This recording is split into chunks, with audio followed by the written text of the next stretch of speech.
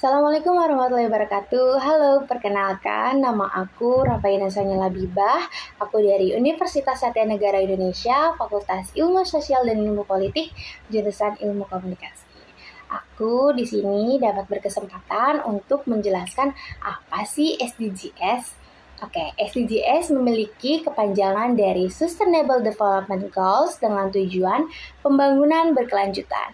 SDGs sendiri juga memiliki 17 rangkaian loh, dan 17 rangkaian tersebut sudah ditetapkan oleh Perserikatan Bangsa-Bangsa atau PBB dengan tujuan untuk mencapai pembangunan berkelanjutan secara global. SDGs sendiri juga sudah diadopsi pada tahun 2015 dan dirancang untuk mengatasi berbagai tantangan yang dihadapi di dunia. Yang pertama, ada kemiskinan, ketidaksetaraan, perubahan iklim, dan perlindungan lingkungan. SDGs juga mempunyai target pencapaian pada tahun 2030.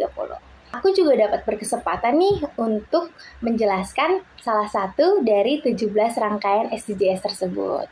Aku di sini memilih kesehatan yang baik dan kesejahteraan atau good health and well-being dengan judul Diabetes mellitus di usia muda, kenali bahayanya sebelum terlambat. Oke. Di sini aku mau nanya nih sama kalian semua, kalian udah tahu belum apa sih diabetes mellitus itu? Oke, izinin aku ya untuk menjelaskan apa sih diabetes mellitus.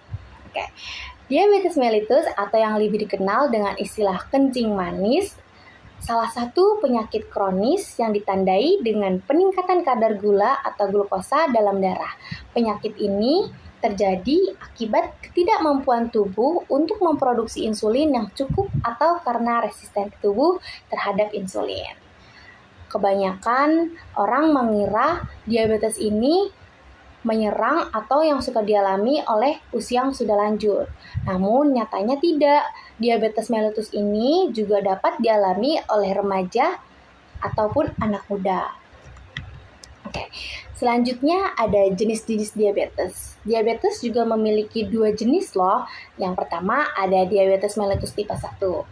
Diabetes mellitus tipe 1 ini adalah ditandai dengan rusaknya pankreas akibat kondisi autoimun sehingga tubuh hanya sedikit atau bahkan sama sekali tidak memproduksi insulin untuk mengatur kadar gula darah. Lalu ada diabetes mellitus tipe 2 yaitu kondisi ditandai dengan kadar gula darah yang melebihi batas normal. Diabetes tipe 2 ini semakin umum loh di kalangan remaja. Bahkan tubuh remaja tidak menggunakan insulin dengan efektif yang dikenal sebagai resistensi insulin. Sering terkait dengan obesitas dan gaya hidup tidak sehat. Selanjutnya ada penyebab diabetes. Yang pertamanya ada obesitas. Kenapa orang-orang yang obesitas rata-rata terkena diabetes? Karena dia tidak mengatur pola makan hidup sehat atau dia juga kelebihan berat badan, itu juga bisa loh jadi penyebab diabetes, terutama diabetes tipe 2 ini. Selanjutnya ada gaya hidup yang tidak sehat. Mulai dari pola makan tinggi gula dan lemak serta kurangnya aktivitas fisik juga bisa menyebabkan penyebab dari penyakit diabetes. Selanjutnya ada faktor genetik. Faktor genetik ini juga sering banyak didengar oleh masyarakat karena resikonya lebih tinggi dengan adanya faktor genetik tersebut. Selanjutnya ada riwayat kelahiran berat tinggi. Riwayat kelahiran berat tinggi ini bisa dibilang dengan bayi yang baru lahir memiliki berat badan lebih dari 4 kg. Karena itu akan mengembangkan diabetes di kemudian hari dan itu akan beresiko lebih tinggi loh. Selanjutnya ada gejala diabetes. Gejala diabetes ini juga seringkali mungkin kita rasakan dalam aktivitas sehari-hari kita, mungkin tanpa kita sadari kita merasakan dari ciri-ciri dari gejala diabetes tersebut. Yang pertama ada kelelahan yang berkepanjangan, rasa haus yang berlebihan, sering buang air kecil, penurunan berat badan tanpa sebab yang jelas, lalu yang terakhir ada luka yang lama sembuh dan infeksi kulit yang berulang-ulang kali. Selanjutnya, nah, di sini ada pencegahan diabetes mellitus. Yang pertama, menjaga berat badan yang ideal. Itu juga dapat mencegah diabetes mellitus. Lalu yang kedua, memeriksa kesehatan rutin juga perlu loh, karena untuk kita mengetahui kadar gula darah kita. Lanjut, yang selanjutnya ini ada pola makan sehat. Pola makan sehat juga berperan penting untuk pencegahan diabetes mellitus karena pola makan sehat juga termasuk dalam mengonsumsi makanan dengan indeks glikemik rendah seperti sayuran, buah-buahan, dan sereal utuh. Dan batasi asupan gula tambahan dan makanan olahan tinggi gula. Selanjutnya, menghindari kebiasaan buruk. Kenapa kita harus menghindari kebiasaan buruk? Ya karena tujuannya untuk mencegah diabetes, seperti berhenti merokok dan membatasi konsumsi alkohol dapat membantu mengurangi resiko diabetes tersebut. Selanjutnya ada pengobatan diabetes mellitus. Yang pertama ini ada terapi insulin. Terapi insulin ini juga bisa dipakai pada kedua tipe tersebut. Yang pertama, pada tipe 1 ini, pasien harus menerima insulin secara teratur karena tubuh tidak memproduksi insulin. Insulin dapat diberikan melalui suntikan atau pompa insulin.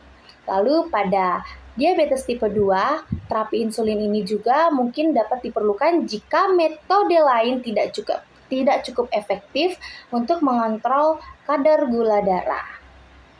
Selanjutnya, ada obat oral. Obat oral ini juga biasanya dipakai pada diabetes tipe 2 sebagai jenis obat oral yang dapat membantu meningkatkan sertifikasi atau merangsang pankreas untuk memproduksi insulin. Selanjutnya ada perubahan gaya hidup juga dapat mengobati diabetes mellitus loh. Contohnya mengurangi makan makanan yang kadar gulanya tinggi, mengurangi minum alkohol, terus menjaga pola hidup yang sehat. Oke, selanjutnya. Oke, sudah cukup. Ternyata sudah habis, teman-teman semuanya.